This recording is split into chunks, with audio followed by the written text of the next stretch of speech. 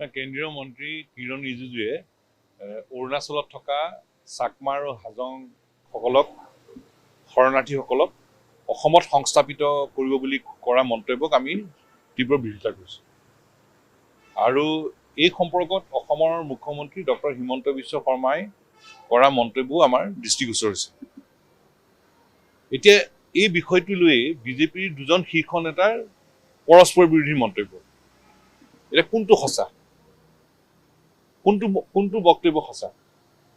যদি অসমৰ মুখ্যমন্ত্ৰীগৰাকীৰ মন্তব্যটো সঁচা, তেতিয়াহ'লে কেন্দ্ৰীয় মন্ত্ৰীগৰাকীয়ে কৰা মন্তব্যটো প্ৰত্যাহাৰ কৰিবৰ কাৰণে সাহসীয় দলৰ তৰফৰ পৰা ফলপ্ৰসূ ব্যৱস্থা গ্ৰহণ কৰি দেখুৱাওক।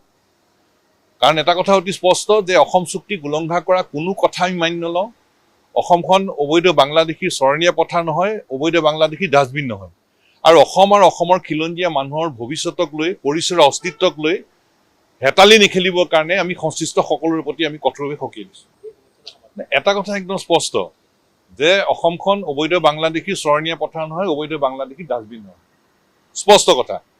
আৰু অসম আৰু অসমৰ খিলঞ্জীয়া মানুহৰ সুৰক্ষিত ভৱিষ্যতক লৈ, অসম আৰু অসমৰ খিলঞ্জীয়া মানুহৰ পৰিচয়ৰ অস্তিত্বক লৈ হেতালি ৰাখিবৰ কাৰণে আমি সকলোকে আমি কঠোৰভাৱে সকীয়াই দিছোঁ। কেন্দ্ৰীয় মন্ত্ৰী কিৰণ ৰিজিজু ডাঙৰীয়াই কৈছে যে অৰুণাচলৰ চাকমা আৰু হাজং শৰণাৰ্থীক অসমত সংস্থাপিত কৰা হ'ব। আমি দুৰ্ঘোৰ বিৰোধিতা কৰিছোঁ, এইটো কোনো কাৰণত মানি লোৱা নহ'ব। এতিয়া অসমৰ মুখ্যমন্ত্ৰী ডাঙৰীয়াই কৈছে যে নৎসাত কৰি এই সম্পৰ্কত মন্তব্য দিছে। এতিয়া বিজেপিৰে দুগৰাকী শীৰ্ষ নেতাৰ পৰস্পৰ বিৰোধী দুটা মন্তব্য, কোনটো সঁচা? যদি অসমৰ মুখ্যমন্ত্ৰী ডাঙৰীয়াৰ মন্তব্যটো সঁচা, তেতিয়াহ'লে কেন্দ্ৰীয় মন্ত্ৰীগৰাকীৰ মন্তব্যটো, অসম বিৰোধী মন্তব্যটো প্ৰত্যাহাৰ কৰিবৰ কাৰণে সাহসীয় পক্ষৰ শীৰ্ষ নেতৃত্বই ফলপ্ৰসূ ব্যৱস্থা লৈ দেখুৱাওক। আৰু এইটো কথা একদম স্পষ্ট যে অসম চুক্তিক উলংঘা কৰা কোনো কথাই মানি নলওঁ। অসমখন অবৈধ বাংলাদেশীৰ চৰণীয়া পথাৰ নহয়, ডাষ্টবিন নহয়। আৰু অসম আৰু অসমৰ খিলঞ্জীয়া মানুহৰ পৰিচয়ৰ অস্তিত্বক লৈ হেতালি নিখিবলৈ আমি সকলোকে কঠোৰভাৱে সকীয়াই দিছোঁ। মানে কথা দুটা চাওক, এটা হ'ল যে কেন্দ্ৰীয় মন্ত্ৰী কিৰণ ৰিজিজুৱে অৰুণাচলত থকা চাকমা হাজং শৰণাৰ্থীক অসমত সংস্থাপিত কৰিব বুলি কৰা মন্তব্যক আমি দীৰ্ঘ বিৰোধিতা কৰিছোঁ। আৰু অসমৰ মুখ্যমন্ত্ৰী ডক্টৰ হিমন্ত বিশ্ব শৰ্মাই এই বিষয়টো নৎসাত কৰি প্ৰকাশ কৰা মন্তব্য আমাৰ দৃষ্টিগোচৰ হৈছে। এতিয়া বিজেপিৰ দুগৰাকী শীৰ্ষ নেতাৰ পৰস্পৰ বিৰোধী দুটা মন্তব্য, কোনটো সঁচা?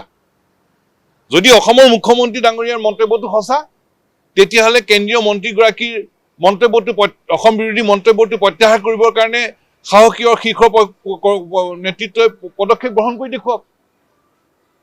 আৰু অসম চুক্তি উলংঘা কৰা কোনো কথাই মানি নলওঁ। অসমখন অবৈধ বাংলাদেশীৰ চৰণীয়া পথাৰ নহয়, ডাষ্টবিন নহয়। আৰু অসম আৰু অসমৰ খিলঞ্জীয়া মানুহৰ পৰিচয়ৰ অস্তিত্বক লৈ হেতালি নেখেলিবলৈ আমি সকলোকে কঠোৰভাৱে সকীয়াই দিছোঁ।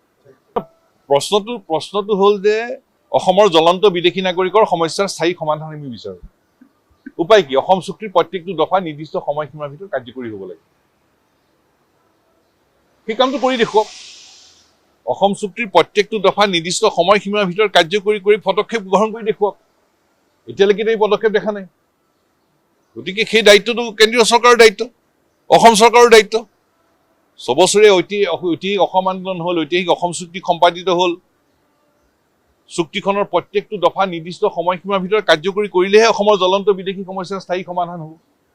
আৰু যেতিয়ালৈকে অসমৰ জ্বলন্ত বিদেশী নাগৰিকৰ সমস্যাৰ সমাধান নহয়, আমি ক্ষান্ত নহয়। একদম স্পষ্ট কথা।